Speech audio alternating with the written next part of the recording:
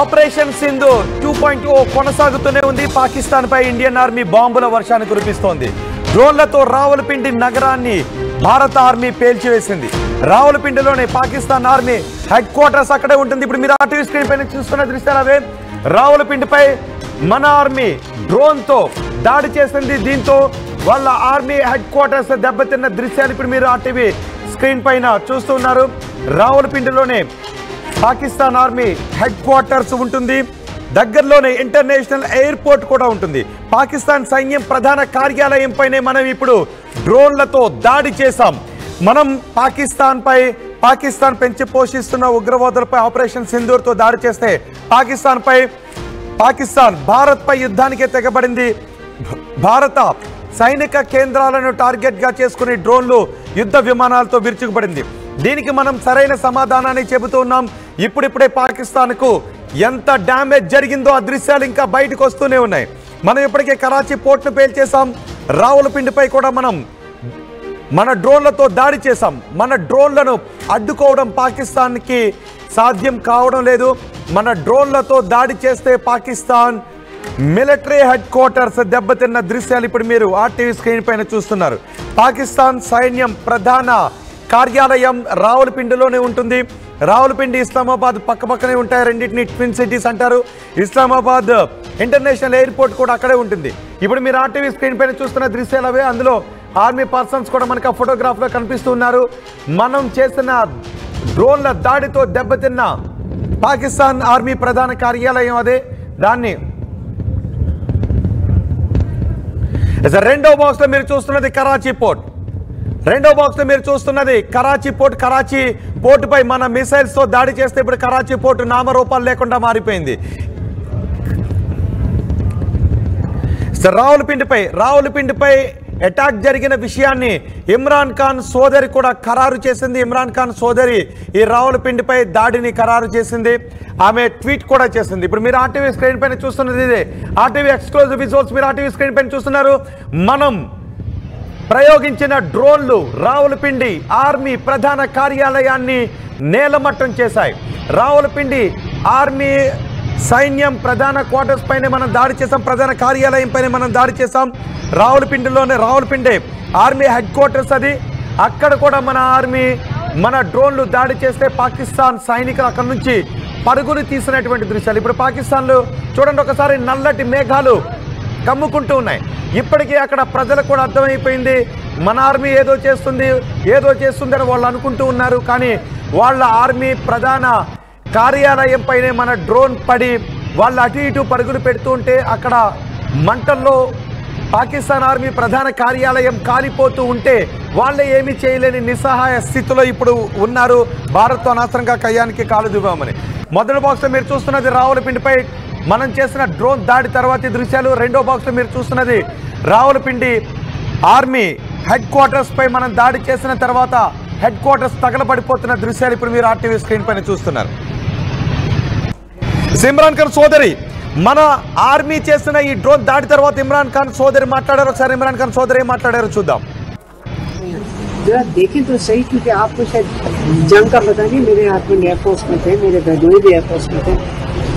ये जो क्लेम करने के इन्होंने जहाज गिराए हैं, वो जो नवाज शरीफ की हुकूमत क्लेम कर रही है ना, तो यहाँ पे ड्रोन नजर आ रहे हैं. मतलब इंडिया से अंदर पिंडी तक पहुँच रहे हैं. पिंडी तक पहुँचे कैसे? मीडिया पे हैं. जरा देखें तो सही, क्योंकि आपको शायद जंग का पता नहीं. मेरे हस्बैंड एयरफोर्स में थे, मेरे भदोई भी एयरफोर्स में थे. ये जो क्लेम करने के इन्होंने जहाज गिराए हैं, वो जो नवाज शरीफ की हुकूमत क्लेम कर रही है ना, तो यहाँ पे ड्रोन नजर आ रहे हैं. मतलब इंडिया से अंदर पिंडी तक पहुँच रहे हैं. पिंडी तक पहुँचे कैसे? ఇమ్రాన్ ఖాన్ సోదరి చెబుతూ ఉంది ఎందుకు భారతదేశం ప్రయోగిస్తున్న డ్రోన్లను మనం అడ్డుకోలేకపోతున్నామని.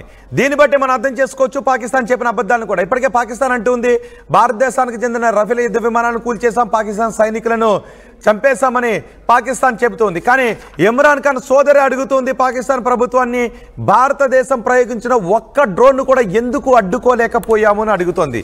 ఈ క్వశ్చన్కి పాకిస్తాన్ ఆర్మీ దగ్గర సమాధానం లేదు. ఇప్పటికే పాకిస్తాన్ ఎయిర్ డిఫెన్స్ సిస్టమ్ని మనం ఎయిర్ డిఫెన్స్ వ్యవస్థని నిర్వీర్యం చేసాం, న్యూట్రలైజ్ చేసాం, దాన్ని ధ్వంసం చేసాం.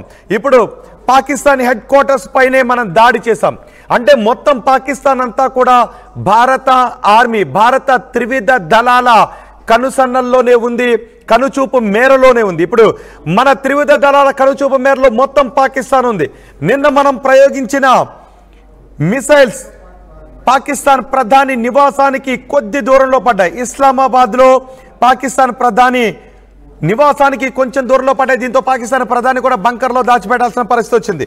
ఇప్పుడు ఆ ఇస్లామాబాద్కి ఆనుకుని ఉన్న పక్క నగరమే ఈ రావలపిండి. ఈ రావలపిండిలోనే పాకిస్తాన్ ఆర్మీ హెడ్ క్వార్టర్స్ ఉంటుంది. ఇప్పుడు ఆర్మీ హెడ్ క్వార్టర్స్ పై కూడా మనం దాడులు చేసాం. రావలపిండిపై వరుస బాంబు దాడులు చేసాం, వరుస డ్రోన్ దాడులు చేసాం. ఒక్క డ్రోన్ని కూడా పాకిస్తాన్ ఆర్మీ అడ్డుకోలేకపోయింది. భారత్ ప్రయోగించిన ఒక్క డ్రోన్ని కూడా పాకిస్తాన్ ఆర్మీ అడ్డుకోలేకపోయింది. దీంతో ఇమ్రాన్ ఖాన్ సోదరు అడుగుతుంది, ఒక్క డ్రోన్ కూడా ఎందుకు అడ్డుకోలేకపోయారని. మన ఎయిర్ డిఫెన్స్ వ్యవస్థ ఏమైపోయింది అని అడుగుతుంది. అంటే ఇప్పటికే మనకు అర్థమై ఉండాలి పాకిస్తాన్ ప్రపంచానికి ఏ విధమైనటువంటి అసత్యాలు చెప్తుందో. భారతదేశ డ్రోన్లను మేము కూల్చామని చెప్తోంది, భారతదేశ ఎయిర్ క్రాఫ్ట్స్ని మేము కూల్చామని పాకిస్తాన్ చెబుతున్నవన్నీ కూడా అబద్ధాలే. మనం ప్రయోగించిన ఒక్క డ్రోన్ని కూడా పాకిస్తాన్ అడ్డుకోలేకపోయింది. మనం ప్రయోగించిన ఒక్క మిసైల్ కూడా పాకిస్తాన్ అడ్డుకోలేకపోయింది. అందుకే ఇప్పుడు Pakistan army headquarters Rawalpindi తగలబడిపోతుంది. ఆర్మీ హెడ్ క్వార్టర్స్ని వాళ్ళు కాపాడుకోలేని పరిస్థితుల్లో ఉన్నారు, ప్రధానిని కూడా వాళ్ళు కాపాడుకోలేని పరిస్థితుల్లో ఉన్నారు.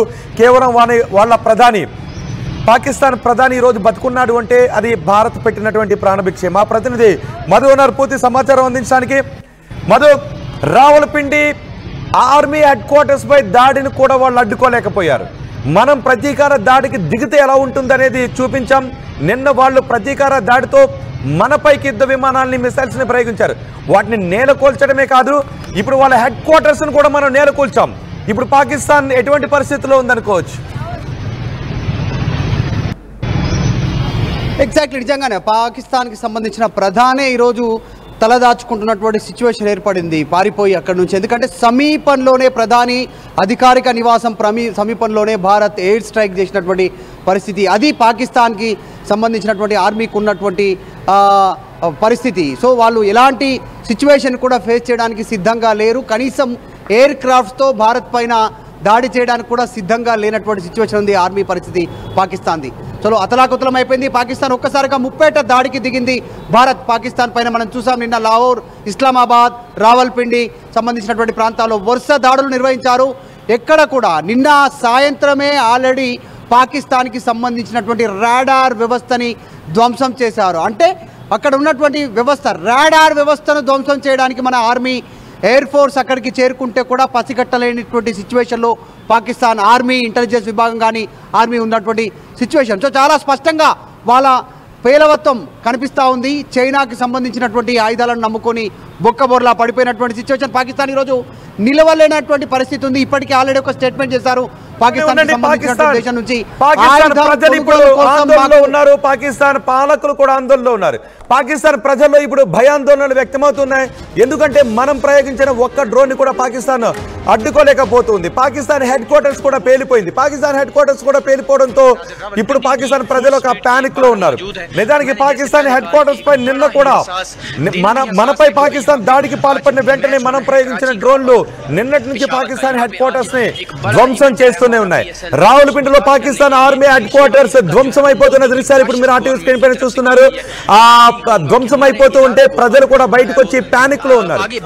భారత ఆర్మీని మనం అడ్డుకోవడం కష్టం, భారతదేశంతో మనం అనవసరంగా పెట్టుకున్నామనే భావన అక్కడ ప్రజల్లో వ్యక్తమవుతుంది. చూడండి ఒకసారి వాళ్ళు వీడియోలు తీస్తున్నారు. ఎక్కడ పాకిస్తాన్ ఆర్మీ హెడ్ క్వార్టర్స్ ముందు నిలబడి తగలబడిపోతున్న ఆ దృశ్యాలను వాళ్ళు చిత్రీకరిస్తూ ఉన్నారు. అక్కడ నుంచి సైన్యం కూడా, పాకిస్తాన్ ఆర్మీ కూడా హెడ్ క్వార్టర్స్ నుంచి ఒక్కసారిగా బయటికి పరుగులు తీయాల్సినటువంటి పరిస్థితి వచ్చింది. బంకర్లోకి వాళ్ళు కూడా పారిపోయి తలదాచుకోవాల్సిన పరిస్థితి వచ్చింది. ఇప్పుడు మీరు ఆర్టీవీ స్క్రీన్ పైన చూస్తున్నది Pakistan army head quarters main gate. అది మెయిన్ గేట్ ముందు పాకిస్తాన్ ప్రజలు కూడా అక్కడికి చేరుకున్నారు. పాకిస్తాన్ మీడియా కూడా అక్కడికి చేరుకుంది. భారతదేశానికి చెందిన ఒక డ్రోన్ కూడా అడ్డుకోవడం పాకిస్తాన్కి వల్ల కావడం లేదు. పాకిస్తాన్ హెడ్ క్వార్టర్స్ ని మనం టార్గెట్ చేసాం. పాకిస్తాన్ ఆర్మీ హెడ్ క్వార్టర్స్ ని భారత డ్రోన్లు టార్గెట్ చేసిన అడ్డుకోలేకపోయారు వాళ్ళు. అంతేకాదు పాకిస్తాన్ ప్రధానికి కొద్ది దూరంలో పడిన మన మిసైల్ కూడా వాళ్ళు డిఫీట్ చేయలేకపోయారు. అంటే పాకిస్తాన్ ఎయిర్ డిఫెన్స్ వ్యవస్థని మనం పూర్తిగా దెబ్బతీసాం. పాకిస్తాన్ ఎయిర్ డిఫెన్స్ వ్యవస్థ ఇప్పుడు పనిచేయని స్థితిలో ఉంది. మన ఎయిర్ డిఫెన్స్ వ్యవస్థతో పాకిస్తాన్కి చెందిన మొత్తం డ్రోన్లను, వారి మిసైల్స్ని కూడా మనం డిఫీట్ చేసాం. మా ప్రతినిధి మధు ఉన్నారు సమాచారం అందించడానికి. మధు, ఏంటి ఇప్పుడు పాకిస్తాన్లో పరిస్థితి? వాళ్ళ అక్కడ పాకిస్తాన్లో ప్రజలు కూడా ఇప్పుడు ప్యానిక్ అవుతున్నారు, ఆందోళనకు గురవుతున్నారు.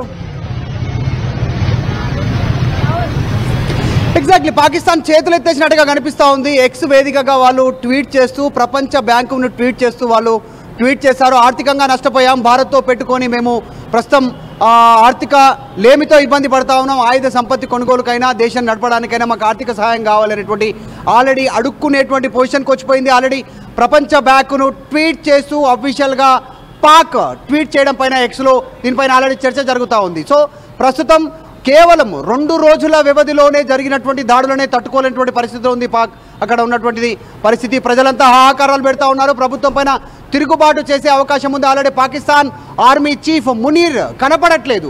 ఆపరేషన్ సింధూర్ ప్రారంభమైన రోజు నుంచి కంటే ముందు రోజు నుంచి ఆయన ఇంతవరకు కనపడట్లేదు. ఎక్కడున్నాడో తెలీదు. ప్రస్తుతం తిరుగుబాటు చేశారా, లేకుంటే పాక్ ప్రభుత్వమే అరెస్ట్ చేసి జైల్లో వేసిందా అనేటువంటి చర్చ పెద్ద ఎత్తున కొనసాగుతుంది. మునీర్ ఎక్కడున్నారో తెలీదు. ప్రజలు ఆహాకారాలు పెడతా ఉన్నారు. ఆల్రెడీ ఇమ్రాన్ ఖాన్ని బయటికి విడుదల చేయాలనేటువంటి ర్యాలీ రూపంలో ప్రజలు వెళ్తా ఉన్నారు.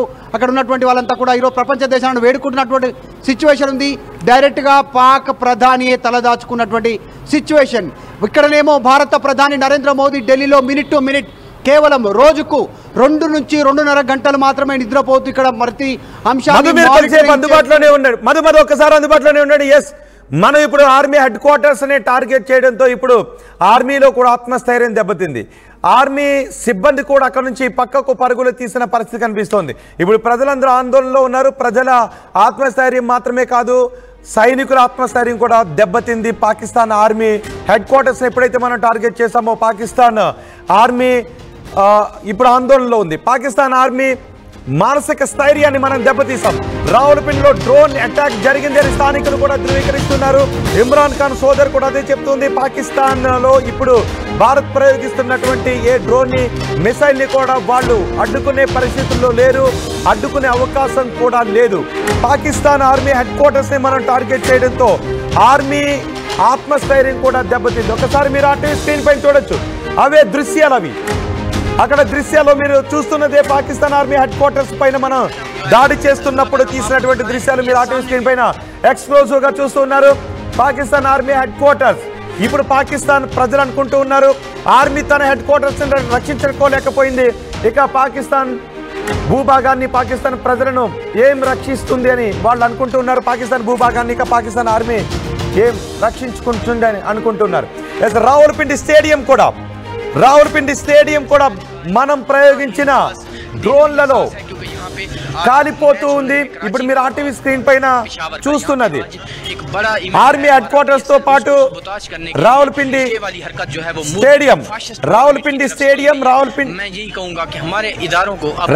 స్టేడియం ఆర్మీ హెడ్ క్వార్టర్స్ కూడా మనం ధ్వంసం చేశాం. ఇప్పుడు పాకిస్తాన్ ఆర్మీలో కూడా ఒక ఆందోళన మొదలైంది. భారత్ ప్రయోగించే డ్రోన్లను మనం ఎందుకు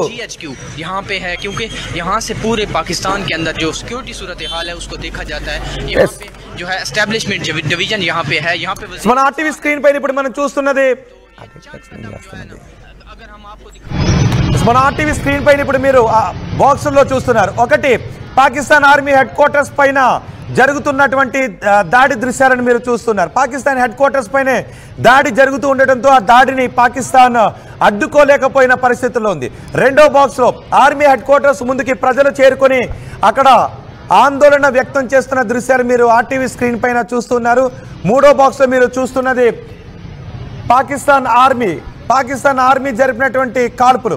పాకిస్తాన్ ఆర్మీ మన సరిహద్దులోకి మోటార్ షెల్స్ను ఉపయోగించడంతో ఇల్లు పాక్షికంగా దెబ్బతిన్న దృశ్యాలు కూడా మీరు ఆర్టీవీ స్క్రీన్ పైన చూస్తూ ఉన్నారు. అండ్ అక్కడ కొన్ని వాహనాలు కూడా దెబ్బతిన్నాయి. పాకిస్తాన్ ఆర్మీ మోటార్ షెల్స్ని ప్రయోగించడంతో పాకిస్తాన్ ఆర్మీ ప్రయోగించిన మోటార్ షెల్స్లో కొన్ని వాహనాలు కూడా దెబ్బతిన్న దృశ్యాలు మీరు చూస్తున్నారు. ఇక ఆరో బాక్స్లో మీరు చూడండి, చివరి బాక్స్లో మీరు చూస్తున్నదే జైసల్మేర్లో పాకిస్తాన్కి చెందిన F-16 యుద్ధ విమానాన్ని కూల్చివేసిన దృశ్యాలు ఇప్పుడు మీరు ఆర్టీవీ స్క్రీన్ పైన చూస్తున్నారు. పాక్ ఆర్మీ కాల్పుల తర్వాత అక్కడ ఉన్న డెబ్రీస్ను కూడా వాళ్ళు చేత్తో తీసుకుని శిథిలాలను కూడా చేతితో తీసి మనకు చూపిస్తుంది. షాపింగ్ కాంప్లెక్స్కి చెందిన షట్టర్స్ కూడా హోల్స్ పడినటువంటి దృశ్యాలు, కార్లకు హోల్స్ పడినటువంటి దృశ్యాలు కూడా ఇప్పుడు మీరు ఆర్టీవీ స్క్రీన్ పైన చూస్తున్నారు. మొదటి బాక్స్లో మీరు చూస్తున్నది రావులపిండి ఆర్మీ హెడ్ క్వార్టర్స్కు చెందిన దృశ్యాలు. రావులపిండి ఆర్మీ హెడ్ క్వార్టర్స్పై దాడి జరగడంతో వాళ్ళు ఆ ఆర్మీ హెడ్ క్వార్టర్స్ని కూడా రక్షించుకోలేకపోయారు. నిజానికి ఆర్మీ హెడ్ క్వార్టర్స్ అంటే మొత్తం దేశానికి సంబంధించిన ఆర్మీ కార్యకలాపాలు, వ్యూహాలన్నీ కూడా అక్కడి నుంచే ప్రారంభమవుతూ ఉంటాయి. అలాంటి హెడ్ క్వార్టర్స్ పైనే మనం దాడి చేస్తే వాళ్ళు కనీసం దాన్ని అడ్డుకోలేకపోయారు. రెండో బాక్స్లో మీకు చూస్తున్నది పాకిస్తాన్ ఆర్మీ హెడ్ క్వార్టర్స్ ముందు, రావులపిండిలో పాకిస్తాన్ ఆర్మీ హెడ్ క్వార్టర్స్ ముందు ప్రజలు అక్కడికి చేరుకొని భయాందోళన వ్యక్తం చేస్తున్నారు. అక్కడ తగలబడిపోతున్న ఆర్మీ హెడ్ క్వార్టర్స్ని వాళ్ళు తమ కెమెరాల్లో షూట్ చేసుకుంటూ ఉన్నారు. రైట్, ఇప్పుడు మనకి మాజీ army wing commander Shyam Prasad కూడా మనకు అందుబాటులో ఉన్నారు. ఒకసారి శ్యామ్ ప్రసాద్తో కూడా మనం మాట్లాడదాం. శ్యామ్ ప్రసాద్ గారు నమస్తే అండి. నమస్తే సార్, జై హింద్. జై హింద్, జై భారత్. శ్యామ్ ప్రసాద్ గారు, నిజానికి ఇప్పుడు పాకిస్తాన్ మొత్తం కుప్పకూలిపోతున్న పరిస్థితే కనిపిస్తూ ఉంది. రావులపిండిలో పాకిస్తాన్ ఆర్మీ హెడ్ క్వార్టర్స్ పై కూడా మన డ్రోన్లు అటాక్ చేసిన వాటిని వాళ్ళు అడ్డుకునేటటువంటి పరిస్థితుల్లో లేరు. ఇప్పుడు పాకిస్తాన్ పరిస్థితి ఎలా ఉందనుకోవచ్చు? చాలా ఘోరంగా ఉంది సార్. వాళ్ళు అడిగి దెబ్బలు కొట్టించుకుంటున్నారు, సర్వనాశనానికి చాలా త్వరగా వెళ్ళిపోతున్నారు. ఏంటి ఇమ్రాన్ ఖాన్ చెల్లి కూడా అంటూ ఉంది, పాకిస్తాన్ ప్రజలు అనుకుంటూ ఉన్నారు ఎందుకు భారతదేశ డ్రోన్లను మనం ఆపలేకపోతున్నామని. ఇమ్రాన్ ఖాన్ చెల్లి కూడా అదే అడుగుతుంది. మేము భారతదేశ ఎయిర్ క్రాఫ్ట్లను కూల్చివేస్తామని ఆర్మీ చెప్తోంది, కానీ ఆర్మీ హెడ్ క్వార్టర్స్ పైనే దాడి జరిగితే కనీసం ఆపలేకపోయిందని ఆమె ప్రశ్నిస్తోంది. సుదర్శన్ చక్రాన్ని ఆపగలమా సార్? సుదర్శన్ చక్రంతో ఏరుకోరి తెరిపించుకున్నాం. S-400 అంటే ఏంది? దాన్ని ఏకకాలంలో 16 డ్రోన్లను ఆపగలదు. ఏకకాలంలో 9 చోట్ల అటాక్ చేసే శక్తి ఒక్క భారతదేశానికి మాత్రమే ఉంది ప్రపంచంలో. ఇప్పటికే మనం పాకిస్తాన్ ఎయిర్ డిఫెన్స్ వ్యవస్థని మనం నిర్వీర్యం చేసాం, న్యూట్రలైజ్ చేసాం దాన్ని. ఇక పాకిస్తాన్ ఎయిర్ డిఫెన్స్ వ్యవస్థ కుప్పకూలిపోయినట్టేనా? ఎయిర్ డిఫెన్స్ వ్యవస్థ కుప్పకూలిపోయింది, నేవల్ వ్యవస్థ కుప్పకూలిపోయింది. ఇంకా ఆర్మీకి వాళ్ళు రమ్మని పిలుస్తున్నారు. అడిగి చెప్పు దెబ్బలు కొట్టించుకోవడం అంటే ఇదే. రావల్పిండి వాళ్ళ మిలిటరీ స్థావరం, వాళ్ళ హెడ్ క్వార్టర్స్ అన్ని అక్కడ ఉన్నాయి. దాన్ని ధ్వంస పారాయణం చేసేసాం మనం. ఇంకా ఏం కావాలి? అడిగి కొట్టించుకోవడమా? మనం 1974 తర్వాత చేరని ప్రదేశాలన్నీ పిలిపించుకొని మరి మనం వెళ్తున్నాం. ఇస్లామాబాద్, రావల్పిండి, సర్గోదా, బహావల్పూర్, కరాచీ, ఆపరేషన్ సింధూర్ అంటే ఏంది? మన మహిళా మనులను చెప్పారు, వెళ్ళండి మీ ప్రధానమంత్రికి వెళ్ళి చెప్పమని. నిన్న మన మహిళా శ్యామ్ ప్రసాద్ గారు ఒక్క నిమిషం, మీరు అందుబాటులోనే ఉన్నాడు. ఒక ఇంపార్టెంట్ అప్డేట్. భారత్ లోకి చొరబట్టడానికి ప్రయత్నం చేసిన 7 ఉగ్రవాదులను మన ఆర్మీ కాల్చి చంపేసింది. జైషే మహమ్మద్ కు చెందిన ఉగ్రవాదుల కుట్రను భగ్నం చేశాం. 7 ఉగ్రవాదులను భారత్ లోకి పంపించి ఇక్కడ అటాక్ చేయాలి అని పాకిస్తాన్ ప్లాన్ చేసింది, ఉగ్ర అటాక్స్ కి ప్లాన్ చేసింది. ఇప్పుడు మీరు ఆర్టీవీ స్క్రీన్ పైన చూస్తున్న దృశ్యాలు అవే. 7 ఉగ్రవాదులు భారత్లోకి చొరబడటానికి ప్రయత్నం చేసిన సమయంలో ఆ ఉగ్ర కుట్రను భారతదేశం ఛేదించింది. 7 ఉగ్రవాదులను కూడా కాల్చి చంపేసింది. BSF జవాన్లు ఈ 7 ఉగ్రవాదులను కాల్చి చంపేశారు. సాంబా సెక్టార్ లో ఈ కాల్పుల ఘటన చోటు చేసుకుంది. భారత సరిహద్దుల్లోకి వచ్చేందుకు ప్రయత్నం చేశారు జైషే మహమ్మద్ ఉగ్రవాదులు. ఇప్పటికే భారతదేశంలో పహల్గామ్లో ఉగ్ర దాడిని సృష్టించి, మారణ హోమాన్ని సృష్టించి ఫలితాన్ని అనుభవిస్తున్నటువంటి పాకిస్తాన్ ఇంకా ఆ వంకర బుద్ధులు మానుకోలేదు. మరికొంతమంది ఉగ్రవాదులను సాంబా సెక్టార్లోంచి భారతదేశంలోకి చొరబడేలాగా చేసి ఇక్కడ కొన్ని ఉగ్ర కార్యకలాపాలు నేర్పాలి అని అనుకుంది.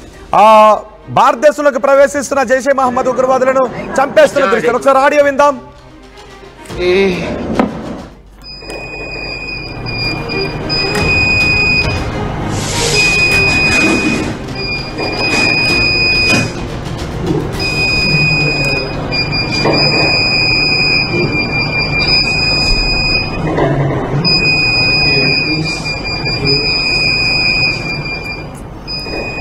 సాంబా సెక్టార్ లో 7 ఉగ్రవాదులను మన BSF జవాన్లు కాల్చి చంపేశారు. ఇప్పటికీ పాకిస్తాన్కి బుద్ధి రావడం లేదు. పాకిస్తాన్ ఇప్పటికీ ఉగ్రవాదులను భారతదేశంలోకి పంపించి ఇక్కడ మారణ హోమాన్ని సృష్టించాలనుకుంటున్న కుట్రను BSF జవాన్లు భగ్నం చేశారు. శ్యామ్ ప్రసాద్ గారు, ఒకవైపు మన వైపు ప్రయోగిస్తున్న మిసైల్స్ని మనం డిఫీట్ చేసి నేల కూలుస్తున్నాం. పాకిస్తాన్కి మన డ్రోన్లను అడ్డుకోవడం చేత కావట్లేదు. ఇప్పుడు 7 ఉగ్రవాదులను పంపించాలని చూస్తుంది.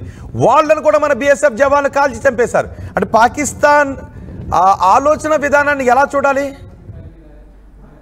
వాళ్ళ దగ్గర ఏం మిగలలేదు సార్, ఆయుధాలు మిగలలేదు, శక్తి సామర్థ్యాలు మిగలలేదు, డబ్బులు మిగలలేదు. ఈ రోజు IMF కి లోన్ కోసం అప్లై చేసుకున్నారు 26వసారి. ఇంకా మిగిలింది ఎవరు? మనుషులకి ఏముంది? వాళ్ళ కూలీ డబ్బులు ఇచ్చి డ్రగ్స్ ఇచ్చి పంపిస్తున్నారు. వాళ్ళు ఎంతసేపు చచ్చిపోతారు. మ్యాన్ పవర్ లేదు, మషీన్ లేదు, ఎక్విప్మెంట్ లేదు, విల్ పవర్ లేదు. కుప్పకూలిపోవడమే. ఈ రోజు వైట్ ఫ్లాగ్ వచ్చేయడమే, అంతే. శ్యామ్ ప్రసాద్ గారు, కానీ అంటే ఏసైకి జరుగుతున్నాయి ఉగ్రవాదులు పంపించడం కారణంగానే కదా మనం ఇంత మూల్యాన్ని చెల్లించుకోవాల్సి వస్తుంది అని కనీసం కూడా లేకుండా మళ్ళీ ఉగ్రవాదులను పంపించింది. జైషే మహమ్మద్ ఉగ్రవాద స్థావరాన్ని కూడా మనం అంతమొందించాం, కానీ మళ్ళీ వాళ్ళనే భారత్లోకి పంపించే ప్రయత్నం చేసింది. సార్, ప్రపంచం మొత్తంలో దేశాలకి ఆర్మీలు ఉంటాయి సార్. పాకిస్తాన్లో ఆర్మీకి ఒక దేశం ఉంది, కానీ ఆ దేశాన్ని కూడా కోల్పోతున్నారు వాళ్ళు. 1971లో వాళ్ళు బంగ్లాదేశ్ని కోల్పోయారు. ఇప్పుడు బలూచిస్తాన్ని కోల్పోవచ్చు, ఖైబర్ పఖ్తూనాని కోల్పోవచ్చు. కరాచీ ఆల్రెడీ వెళ్ళిపోయింది. వాళ్ళ శక్తి సామర్థ్యాలన్నీ, వాళ్ళ తెలివితేటలన్నీ వాళ్ళు టెర్రరిజం మీదే పెట్టారు. ఎంత దౌర్భాగ్యమైన పరిస్థితి, స్వయంకృతాపరాధం. శ్యామ్ ప్రసాద్ గారు, మన ఆర్మీ హెడ్ క్వార్టర్స్ నే పేల్ చేసాం. ఆర్మీ హెడ్ క్వార్టర్స్ నే పేల్ చేస్తే అది సైనికుల్లో ఆత్మస్థైర్యాన్ని ఎలా దెబ్బతీసే అవకాశం ఉంటుంది? ఎంత పెద్ద అవమానం సార్. 1971లో 90,000 మంది సైనికులు సరెండర్ అయ్యారు. అంతకన్నా గొప్ప ఘోరమైన అవమానం ఇది. సైనిక్ హెడ్ క్వార్టర్స్ నే, military head quarter Rawalpindi military head quarters, Islamabad వాళ్ళ పాలనా వ్యవస్థ, పార్లమెంట్ ఉంది. రెండింటి దగ్గరికి మనం వెళ్ళిపోయాం. అడిగి పిలిపించుకున్నారు వాళ్ళు. 1971 తర్వాత మనం వెళ్ళని ప్రదేశాలన్నిటికీ వాళ్ళు స్వయంగా ఆహ్వానించి పిలిపించుకున్నారు.